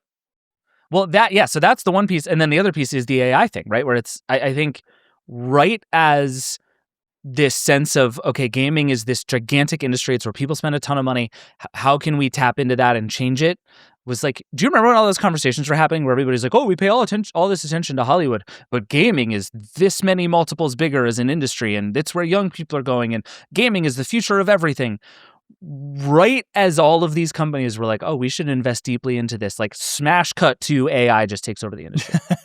And I think it's just an interesting, if that, I think probably wrong idea about gaming being the future of everything had gotten another couple of years of runway before AI had come in and just completely taken over the conversation.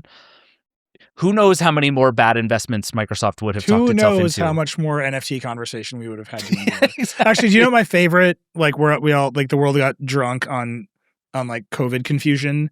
This is my plug for version history. It was Clubhouse. Right? The chat app where VCs would be like, what if I said racist stuff in an ephemeral talk space? Like, we ran those stories. That's your next episode of Version History. Yeah. Coming out this Sunday. It was me and Ashley Carmen from Bloomberg and Casey Newton from Platformer, both of whom worked at The Verge. Both covered Clubhouse. We had ourselves a time talking about Clubhouse. But yeah, it is, all of that stuff is wrapped up together. There was this sense at one time that the way everybody was going to do everything was going to be different and was going to look like video games. And that was not correct. And so you can see how Microsoft looks at video games at one point and is like, this is actually more adjacent to what we're good at than we realized. And I think that was not correct. Look, I recognize we started by talking about GDC and Project Helix and whether or not Windows is a good platform for playing video games on. I'm just ending this segment by saying you can evaluate a lot of ideas the tech industry has right now by asking yourself, does this only work if we're all brains in vats? And the answer is often yes. Like the answer is this would go a lot better if you were a brain in a vat and all you could do was use the interfaces provided to you by a handful of giant tech companies. They'd be psyched. And whatever Alan Dye is cooking up at Meta. All right. That's enough of that. We, what game are you playing right now? Are you still Madden? It's Madden all day. It's just Madden all day. So now the season's over, you don't have to take the injuries from the auto updates on the rosters. Packers are sick if no one's hurt. I'm killing it. Love it. I'm thrilled for you. This is great. All right, we should take one more break, and then we're going to go back. We got some lightning round stuff to do. We'll be right back. Support for this show comes from LinkedIn Ads. When you're running your own business, every decision could feel like make or break, and you can't afford to waste a penny. So if your B2B marketing is still falling short, it may be because you're preaching to the wrong choir, whether you know it or not. If you want to reach the right professionals, use LinkedIn Ads. LinkedIn has grown to a network of over 1 billion professionals and 130 million decision makers, according to their data. That's where they stand apart from other ad buys. You could target your buyers by job title, industry, company, role, seniority, skills, company revenue, all so you can stop wasting budget on the wrong audience. That's why LinkedIn Ads boast one of the highest B2B return on ad spend of all online ad networks. Seriously, all of them. So get your ads in front of the right people and make your B2B strategy work. You can spend $250 on your first campaign on LinkedIn Ads and get a free $250 credit for the next one. Just go to linkedin.com/Vergecast. That's linkedin.com/Vergecast. Terms and conditions apply. Support for the show comes from 1Password. It's easy to assume that being small means flying under the radar. But the reality is that small businesses are being targeted more and more by bad actors. Cybercriminals know that lean teams often lack the resources to prevent or respond to a breach. 1Password provides centralized management to make sure your company's logins are secure. They provide turnkey solutions that can be rolled out in hours, whether you have dedicated IT staff or not. 1Password is designed to meet small teams where they are, but it's also built to grow with your company. However complex your security needs may get, 1Password will stay with you every step of the way. You can take the first step to better security by securing your team's credentials. Find out more at 1password.com/Vergecast and start securing every login.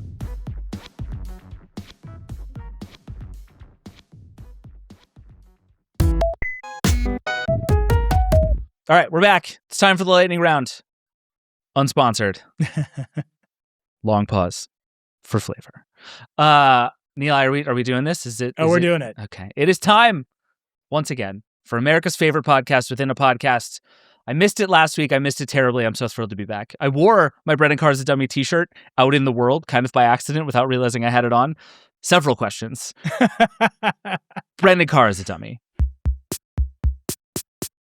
Good Lord, Brendan Carr is a dummy. Wow. He thinks that people still watch TV. Oh, that's good. He's a dummy. A little like David Bowie-ish. Yeah, it's got some real 2000s indie vibes. Brendan Carr is a dummy. It's got some real, like, I would say, like, there's like a little Spoon vibe in there. Yeah. Yeah, and a little Postal Service. Yes. Not quite enough reverb for the Postal Service, but we're headed in that direction. Not enough Jenny Lewis. Can you get Jenny Lewis to just actually come and be my girlfriend? Yeah, we can Is that a choice? Jenny, if you're listening, and I know that you are, if you can go to Nilay's house and fix his iMac, everything, Nilay will retire from journalism. This is where I somehow in the segment where I just rail against an unelected power hungry bureaucrat, I admit to the Vergecast audience that I've had a crush on Jenny Lewis since I was like a teenager. We all knew. Let's be honest with each other. It works. That was a good one. Last week we didn't run one because we were getting too much AI slop. That was handmade and I appreciate it. Our listener who sent this in goes by the Northeast Valley, and I hope that's your artist name because that's very cool. Thank you for sending that in. That is very good. All right, what do we have, Nilay? I've got two. Also, David, you live in DC, where wearing a Brendan Carr is a Dummy t-shirt out in the world might provoke some real reactions. Yeah. Did you get any real reactions? I got a couple of Who is Brendan Carr, which feels like a pretty good. It made me think of the Who's That Clown is the sickest burn because it implies not just that you're a clown, but you're not even one of the better known clowns. Made me think of that. I enjoyed that very much. And then I got one person who saw the back, which says America's favorite podcast and then a podcast, who was like, "Oh, do you have a podcast?" And I just sort of ran away. That was about it. Tina Nguyen, who's our DC reporter, was at an event and it's like supposed to be a very polite room full of powerful DC people, and people whispered to her that they very much enjoy this segment. So shout out to the people whispering to Tina. I know we have listeners out there. I know you're listening, Brendan.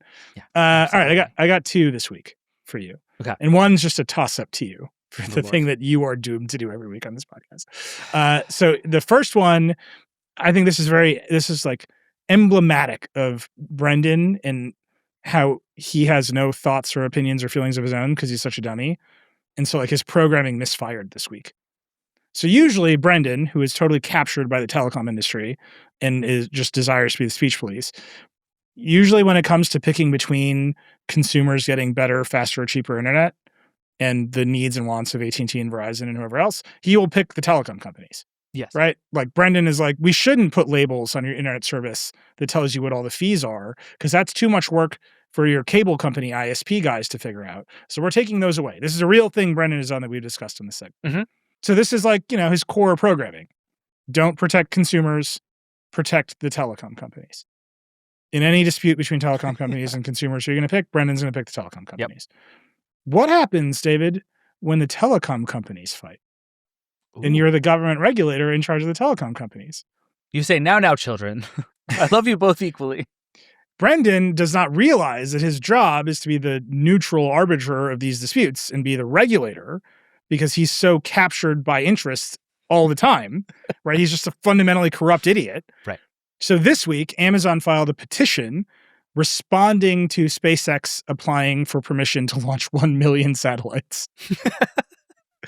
So SpaceX applies for permission to launch 1 million satellites to do data centers in space. Why doesn't The Verge do more stuff like that? Can we just apply for permission to... We don't have to launch 1 million satellites. Let's just see if they'll let us. You can feel any way you want about Elon Musk saying, I will launch 1 million satellites to put a data center in space. Whatever, they do it. This is one party asking the FCC for permission. Uh-huh.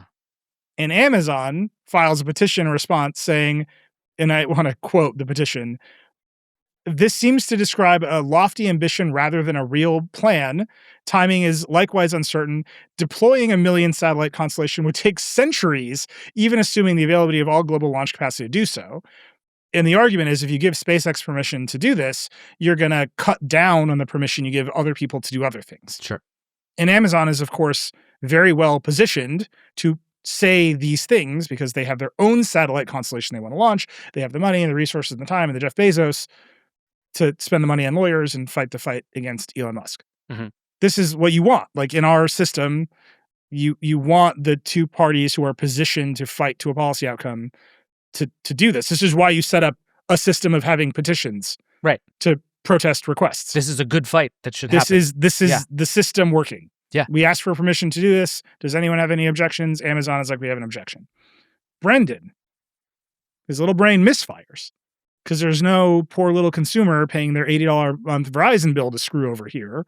There's no comedian to muzzle with his censorship. There's just two feudal lords battling for his goodwill. So instead of staying out of it and saying, this is the process, we will let the FCC's lawyers and technical experts evaluate the request for permission, evaluate the objections, and come to a ruling.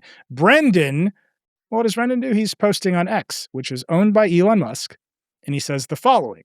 Amazon should focus on the fact that it will fall roughly 1,000 satellites short of it, meaning its upcoming deployment milestones, rather than spending their time and resources filing petitions against companies that are putting thousands of satellites in orbit.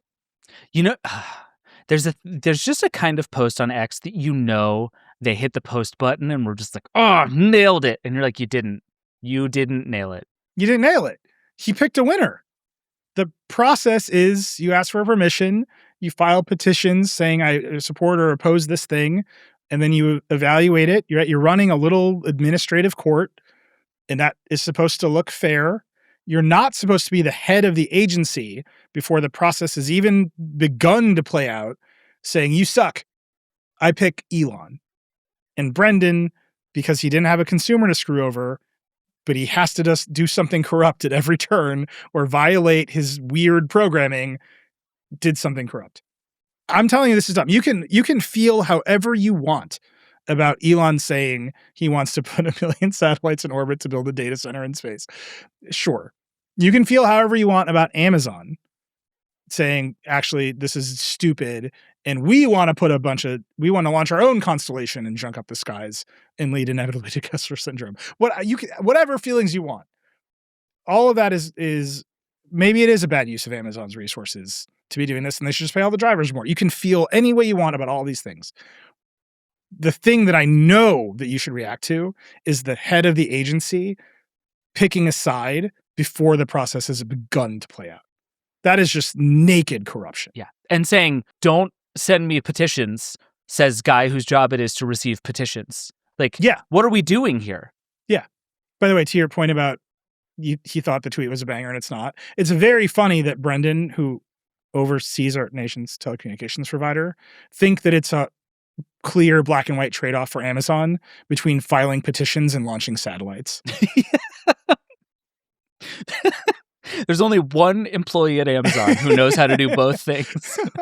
Like, I don't know, man. Like, I feel like the lawyers can file as many petitions they want, and if they stop, it won't affect the satellite launch plans. Maybe the lawyers also launch the rockets. Yeah. Amazon's a wild place. Yeah, like Amazon's like, Claude, launch the rockets. Like, what do you think is happening? God. Like, and maybe you think they're being anti-competitive and they're just trying to buy time to launch more of their Leo, whatever. Like, sure. Fine. But again, this is just nakedly corrupt by Brendan. Yep. This, by the way, ties into the second thing Brendan did. Not this past week, but the week before I'm sorry, David. This is where you come in. You're going to make me talk about David Ellison, aren't I'm going to you? make you talk about Warner Bros. And Paramount. So Warner, they decided to go with Paramount. Paramount, they actually had a meeting this week, which I'm confident you will talk about in a second here, where David Ellison met all the Warner people. But Brendan, who raised a lot of concerns about Netflix buying Warner, said to CNBC that he expected the Paramount bid for Warner to be approved, quote, pretty quickly because it's cleaner. Quote, cleaner. Again, just why even pretend there is process at this point? It's just they picked a winner. They picked a winner. The David Ellison said he was going to screw with CNN, and Brendan Carr was like, great, I don't have any more concerns. And the idea that we have a neutral regulator is completely out the window because Brendan is a corrupt dummy. Yeah. As always, Brendan, you're welcome to come on the show and answer these allegations directly. I will make them to your face at any time. Apparently on the streets of DC, we can go at it. My Brendan Carr is a dummy t-shirt is raising a lot of questions. I'll give you a t-shirt, Brendan, that our listeners made for us. It's a great t-shirt. I only have one because it's like a precious fan-made object. Special. But Brendan, I will give you my Brendan Carr is a dummy t-shirt.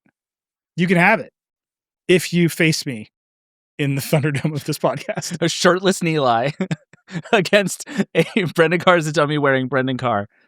That would do numbers on TikTok. Look, I'm not saying anybody wants to see me without a shirt. I know for a fact people want to see me without a shirt on more than they want to see Brendan Carr without a shirt on. Anyway, that has been Brendan Carr's a Dummy, America's favorite podcast within a podcast. It's very good. That does lead right to my first lightning round item, which is this meeting that happened between David Ellison and David Zaslav, the Davids, as I call them. It's been a tough time for Davids. We're not being represented super well. I will at say this moment it does time. seem like at any moment you could take over Warner Brothers. Yeah, I mean, the at this likelihood point, of you getting to run Warner Brothers is statistically higher than me. That's true. But it also seems like David Ellison is just sort of running through the Davids now. So like David Ellison might host this podcast at some point. I don't know. He's welcome to do that as well. That'd be great. I'd happily turn it over to him as long as he wears the shirt. But so anyway, so David Zaslav went to the Warner Brothers lot, I think, to have this big meeting with the like executive team at Warner Brothers. This is apparently a sort of normal tradition that they do.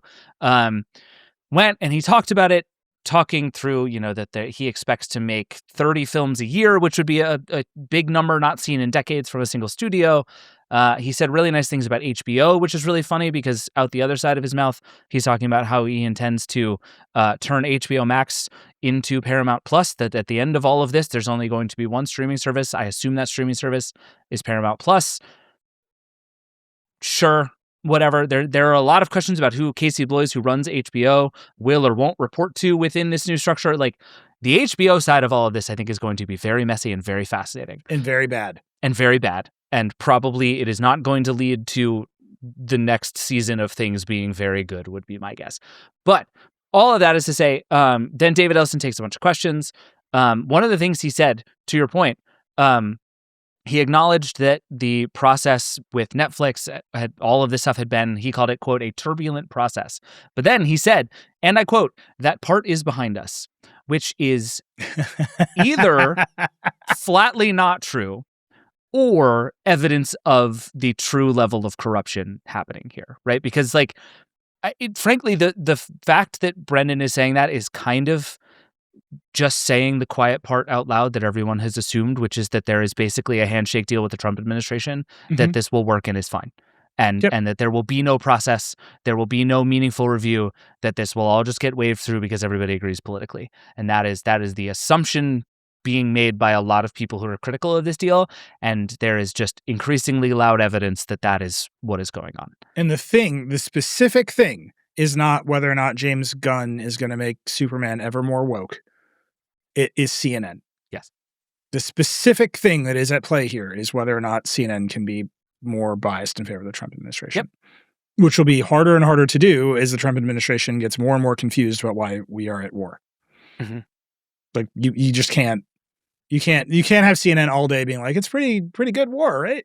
Even telling people why it's a good war gets more and more complicated every day as the Trump administration forgets why they're doing this. It's not going great. Yeah. So whatever you think of, like, should you let Zack Snyder make a 4:3 grayscale Justice League, which again was AT&T's idea, or should Batman be super woke? I don't know. Maybe that's good or bad. I don't know. Like, make the art and let Yeah. people decide. Like, that's how you should do it. I don't think that's what the Trump administration cares about. I don't think they care about Ellison's promise to make 30 movies a year in theaters, which seems impossible to do. It does. It also, I will say, David Ellison is like a guy who has been making movies. So to the extent that he is like an actual person with some track record in Hollywood, did he do it all with his dad's money? Like, yeah, sure. But he has been in this game for a while. But the thing that really bums me out the most. But I'm just saying, even if, like, you can decide that you believe David Ellison, that he's going to put up dad's money, Oracle money, to make 30 movies a year and put them in theaters. And maybe that's a good economic decision or a bad one. Maybe there's enough demand for 30 theatrical releases a year. I would say there's almost no evidence that there is demand for that. Who knows, man? Yeah. Like, whatever. You can evaluate that. That is not what the Trump administration cares about. No. What they care about is CNN. Right. And David Ellison has promised Trump, that's been reported, he promised sweeping changes at CNN. Yep. He did say in this event that it would remain editorially independent, which I would say is also what he has said about CBS News, and that is do with that what you would like. We have all watched what has happened to CBS News. But the other thing was that he was asked about layoffs at Warner Bros. Discovery. A thing that you like to say that is true is that the only thing that always happens because of a merger is layoffs. Yep. It's the one and only guarantee. And he did the thing that they always do, which is essentially promise that that's not going to be what happens. He's been saying that they see upwards of $6 billion in cost savings and synergies. And he said in the meeting that this is from Variety. Most of the cost synergies would not come from layoffs. And I can just tell you with no inside evidence that that's a lie. There is no way that is not the case. That is where those savings come from. Like maybe they're going to sell one of the lots. That's a thing that's been talked about a lot, right? This is very valuable real estate in LA. That's not where you get $6 billion. You get $6 billion by firing a bunch of people who have the same job at two different companies. That is what is coming. Yeah, no, without question, it's what is coming. Actually, I can add a tiny little bit of reporting to this. Please. So you and I have spent years covering all of these platforms, like the streaming platforms and their user interfaces and the people who build them. We know a lot of the people who have built a lot of these platforms. And so I know some of the people who built Paramount Plus. And I know some of the people who have built HBO Max and the platforms that Warner has been using. HBO Max is like a particular disaster, right? It started as HBO Go and HBO Max, and they had two different things, and they merged them, and they bring in Discovery. And all of these people are saying, what are you going to improve with Oracle's technology? Because this stuff is pretty good now. Yeah. It's just streaming video. Like, this is kind of like a white label solved problem. And unless you're focused at like Netflix levels of algorithmic discovery, which is where your focus should be, you can't just show up and be like, Oracle will make this better. Right. The core parts of the platform, particularly in the case of HBO, where they had to go through like massive gyrations to fix the problems, they're like, yeah, the problems are kind of fixed. Yeah. You can stream Game of Thrones without crashing now. We're good at that. Yeah, they got there. It took them a long time. They spent a lot of money, but they got there. Paramount, again, those folks are like, what has he been talking about? Like, this team is good. The product was good. There's nothing to do. So unless he's talking about we're going to use the TikTok algorithm to show you a thing, which he's not saying. Right. He's just waving the idea that Oracle technology will fix things at a slide deck. There's nothing to fix. So I don't think there's $6 billion of like tech infrastructure debt to repair or cost savings because you're running too many data centers. It's just going to be people. Yep. It is in every business. It's the biggest line item. So I don't know, man. It's all bad. Yeah. The good news, again, much like Alan Dye going to Meta to destroy it from within, is that buying Warner kills you. True. And apparently every media CEO has to flirt with the idea of killing themselves in this way. It's just part of the process. You get too much money, and then the universe takes it away from you by convincing you to buy Warner Brothers. This is what happens. This is going to be the end of the Ellison family. Yeah, agreed. All right, let's do one more each, and then let's get out of here. Okay, I want to make this a true lightning round item because we're going to go deep on this in a different way. So last week, Grammarly just stole our identities. Yeah. You might recall. This is like a huge story. It spun fully out of control. So last August, Grammarly launched a feature called Expert Review, where you could Grammarly expresses itself as a keyboard on your device where you type and the Grammarly keyboard corrects your grammar. That's what it's supposed to do. Mm-hmm. Now, what they're saying is they're the last mile for AI. So the AI will always be there watching you type. No thanks. I don't know, man. That's what they say. And so their big idea was that in Grammarly, you could submit your writing to be reviewed by experts. And the experts are like, it's just an AI. And then to make it more compelling, they decided the AI would be me. And you and Casey Newton and Julie Angwin and all these other famous journalists. Bell Hooks is in there, which is particularly nice. horrible. Literally just you name any author that's been published a bunch, they're in this feature. I think we can all evaluate how many people use Grammarly by saying that this feature launched in August and we noticed it yesterday. I was just about to say. So this is bad. So there was, I think it was Futurism or Wired did an article being look at all these famous authors in this feature. And then we went to test it. And instead of getting famous authors, we got ourselves. We got Sean Alster and me and all these other people. So we published this thing that's hey, this is us. And we asked Grammarly for a statement. They gave us kind of a nothing burger statement. Then they rolled out email in opt-out. So if I wanted to not be in their feature, I could email them, which is not how it's supposed to work. No, it's do this magic incantation and then we will take you out of the product. And then, I heard from friends at other huge publishers being how'd you find this? Or lawyers want to know. You can tell that the sort of legal drums were starting to go. Julia Angwin, who's an excellent reporter, filed a class action lawsuit this week. And then Grammarly fully rolled it back and said, we're very sorry, blah, blah, blah. The reason I'm saying this is a lightning round item is because Shishir Malhotra, the CEO of Grammarly, has long been scheduled to be on Decoder next week. Amazing. Well before this happened. Yeah. He was going to be on Decoder. So he's still scheduled to be on Decoder. I think he's going to be on the show. We're taping that next week. We're going to try to turn around as fast as we can.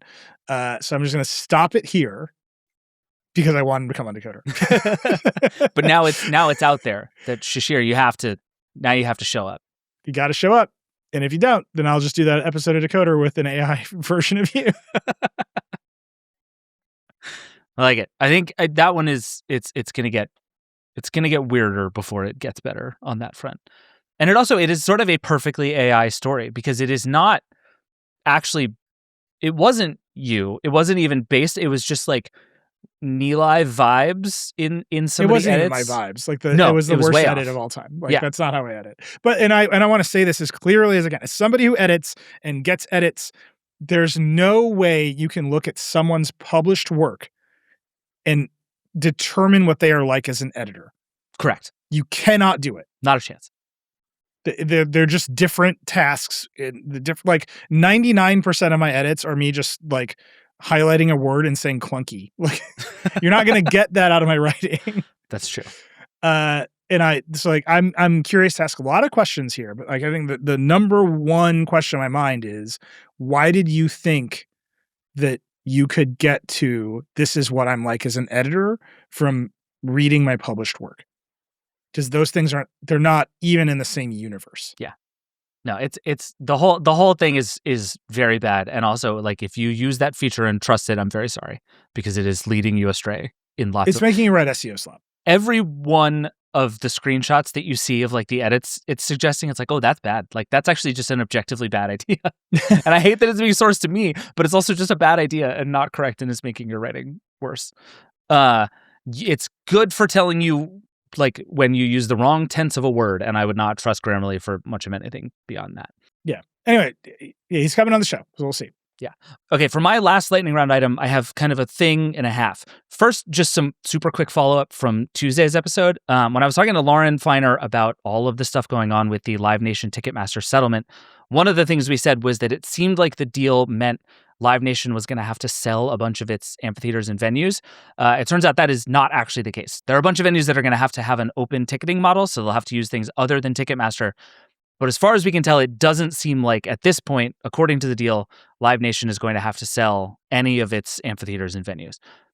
Important update from everything we were talking about on Tuesday. There's also a bunch of shenanigans still happening with Live Nation Ticketmaster. Even though that settlement happened, it looks like court's coming back as soon as next week. We'll catch up on that when the trial restarts again. Lauren poor Lauren is going to stay in New York. For our purposes right now, I want to talk about some big news that dropped today, actually on Thursday as we're recording this. Allison Johnson on our team has been working on her review of the S26 Ultra from Samsung. Dom Preston reviewed the S26 and the S26 Plus, which are exactly what you think. Samsung took its phones and did them again, only now more expensive because of RAM shortages. But the big thing, and we talked about this when Samsung announced this, other than the what is a photo apocalypse of it all, the big new thing that got announced in the course of this phone being announced was this thing that Google and Samsung called, I believe, task automation. And this is the AI can just go do things for you on your phone feature. This is what Apple has been promising with Siri. This is what Google has been talking about with Gemini. This is what Rabbit tried to do with the large action model. Like, this is the thing with AI. This is what everybody wants to do. They shipped it. It's out on the S26 Ultra. I believe it's coming to the Pixel shortly. I have a Pixel 10 Pro that it has not shown up on yet, but this thing is supposed to be out there. Allison has been testing it. She has had like some pretty interesting experiences with this thing, but it kind of works. Your phone can use itself. Let me just read you one paragraph that she wrote just to give you a sense of how it works. She writes, "The first prompt I gave it was pretty simple. Order an Uber to the airport." This is like a classic AI use case, by the way. Gemini asked for clarification to determine which airport, a good question to ask. Then it went through a couple of steps on its own, adding the destination and opting to skip the step where you specify your airline, which doesn't really matter at my local airport since it's all in one terminal. As promised, the system stopped before the final step and prompted me to review the details before putting in the request for the car. That is a smashing success of a hands-on story right there. Obviously, that is like, I think as we discussed, that is like the simplest, most straightforward example of this thing that gets very complicated and very messy very quickly. But she also, she had it order Starbucks for her. There's just like a set of things that this thing appears to be able to just commandeer your phone and go do on your behalf. And that is nuts. I mean, when we talked about it, when it was announced, we got a lot of feedback that was like, everyone's lying. AI doesn't work. And my feeling has always been Google is smarter than that. Right? Like, they know they can't announce broken Siri, which is what Apple announced. Right. Like, here's a Siri that doesn't work. It's like not a choice for them. And I think they have very wisely picked food delivery and ride sharing. These are the only two things they're going to try to do at first because they are the most solvable, constrained problems. And then you kind of expand to like the universe of things. Well, they're also interacting with a database, right? Like, it's anything with this kind of incredibly structured data is where it's going to be. So I have a big question here because Samir, when he was announcing this feature at the event, said, we can do this any way you want. We can do this via MCP. We can do this via API, or we can just click around in these apps. So it's unclear. I know Uber, Dara has been on Decoder, and he's like, we are happy to integrate with this stuff. Yeah. Doesn't matter to us. I don't know how they're integrating with the Starbucks app. So it's unclear to me if they're just literally running the app in a virtual machine on your phone and clicking on it. Allison's experience so far suggests that it is actually just like literally scrolling around the app for you, which is pretty interesting. And if all that's running locally, that's bananas. Yeah. So I have a million questions about how this works in practice, but the fact that it's working is the thing. Yep. I've actually been thinking a lot about this because I think the none of this works stuff was very much a feature of this podcast for a long time, and I think has slowly gone away because this stuff is starting to work. Like, a lot of it doesn't. There's still a long road, and the gap between some of this works and we have invented digital God is still so vastly enormous that we have to keep talking about it. But like, I don't know, I just keep coming back to sort of that Claude Code moment that everybody had over the holidays. It's like, these tools can do things now. They do things. It's just fancy autocorrect argument is no longer correct. Like, something meaningful has flipped.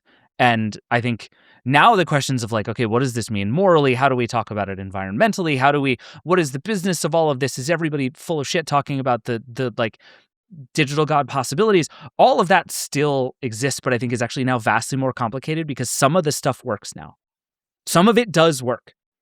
And we have to reckon with it now in such a different and more nuanced way because some of it works now, Nilay.